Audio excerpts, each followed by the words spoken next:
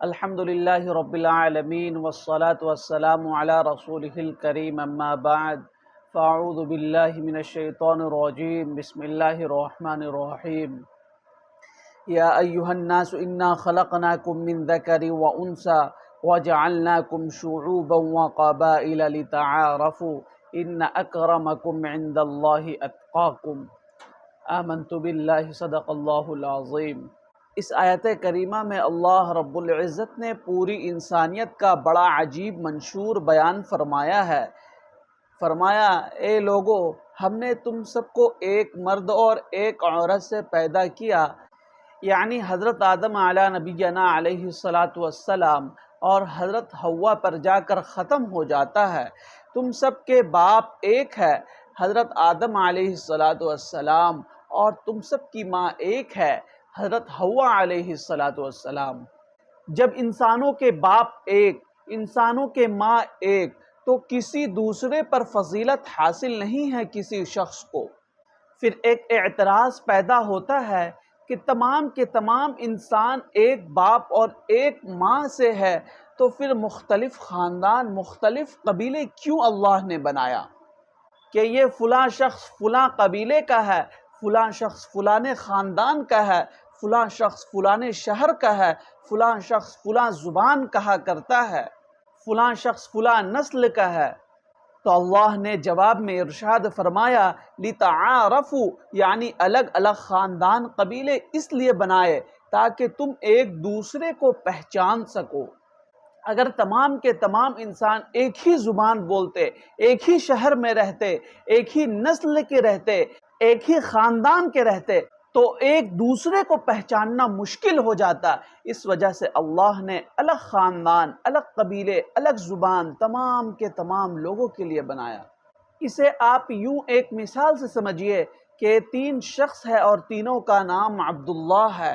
اب ان کے پہچان کے لیے ان کے ساتھ نسبتیں لگا دیتے ہیں کہ یہ عبداللہ ہندوستان کا رہنے والا ہے، یہ عبداللہ سعودیہ کا رہنے والا ہے، یہ عبداللہ قطر کا رہنے والا ہے۔ اس طرح ان قبیلوں، ان نسبتوں اور شہر کے اختلافات سے ایک دوسرے کی پہچان ہو جاتی ہے۔ بس اسی غرض سے اللہ نے مختلف شہریں، مختلف زبانیں، مختلف نسلیں، مختلف قبیلے بنایا، ورنہ کسی بھی شخص کو کسی دوسرے پر فوقیت حاصل نہیں ہے۔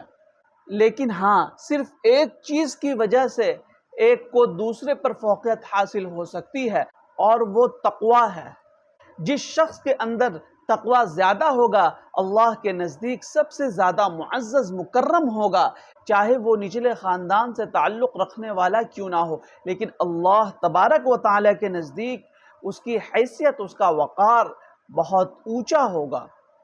اللہ کے رسول صلی اللہ علیہ وسلم کا سنت دیکھیے کہ ابو لہب آپ کا چچا تھا، آپ کے خاندان کا ایک بڑا سردار تھا۔ اس کا حال تو یہ ہے کہ قرآن کریم میں اس پر لعنت فرمائی گئی ہے، اور ایسی لعنتیں فرمائی گئی ہے کہ قیامت تک جو مسلمان بھی قرآن کریم کی تلاوت کرے گا اور تبت یدا ابی لہب وتب کہے گا، اس پر لعنت برستی رہے گی۔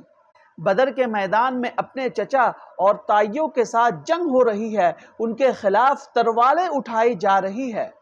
دوسری طرف حضرت بلال رضی اللہ تعالی عنہ جو حبشہ کے رہنے والے ہیں، سیاہ فام ہیں، ان کو سینے سے لگایا جا رہا ہے، بلکہ اللہ کے نبی علیہ السلام حضرت بلال حبشی سے پوچھتے ہیں اے بلال، ذرا مجھے بھی وہ عمل بتاؤ جس کی وجہ سے میں نے آج رات کی خواب کے اندر جنت دیکھی، تو وہاں تمہارے قدموں کی چاپ اور آہٹ اپنے آگے میں سن رہا ہوں۔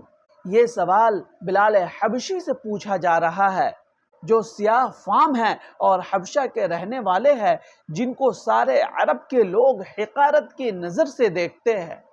البتہ ایک عمل ایسا ہے جسے میں شروع سے پابندی کے ساتھ کرتا آ رہا ہوں، اور وہ یہ ہے جب بھی میں وضو کرتا ہوں تو اس وضو سے 2 رکعت یا 4 رکعت نفل نماز پڑھتا ہوں، جس کو تحیۃ الوضو کہتے ہیں۔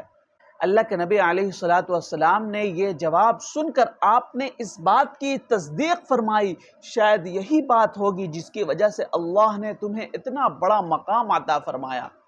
بعض اوقات یہ خیال آتا ہے کہ حضرت بلال حبشی اللہ کے نبی علیہ السلام سے جنت میں کیسے آگے ہو گئے، جبکہ آپ علیہ السلام سے آگے کوئی شخص بھی نکل نہیں سکتا؟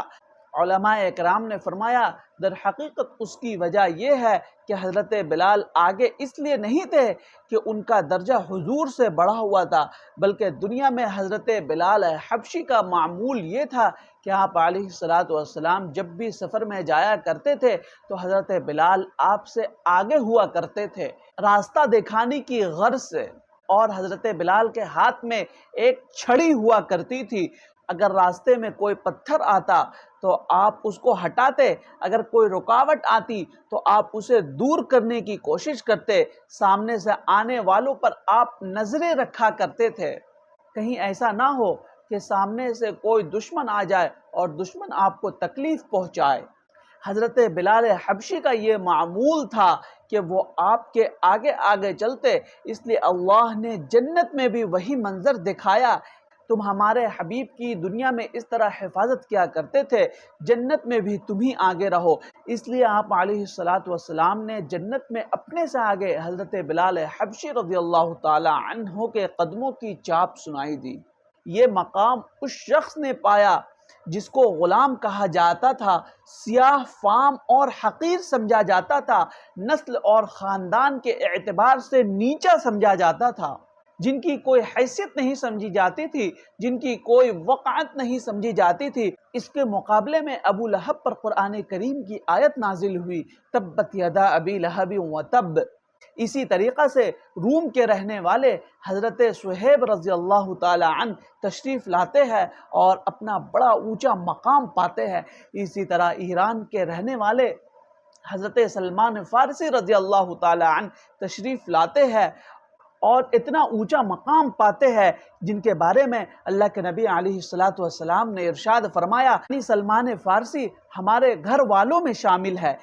اس طرح آپ نے وطن کے، نسل کے، رنگ کے اور زبان کے بتوں کو توڑ دیا اور یہ اعلان فرمایا، ہم اس اللہ کے ماننے والے ہیں جس نے تمام انسان کو ایک مرد اور ایک عورت سے پیدا فرمایا، اور ارشاد فرمایا انما المومنون اخوہ، تمام مسلمان آپس میں بھائی بھائی ہے۔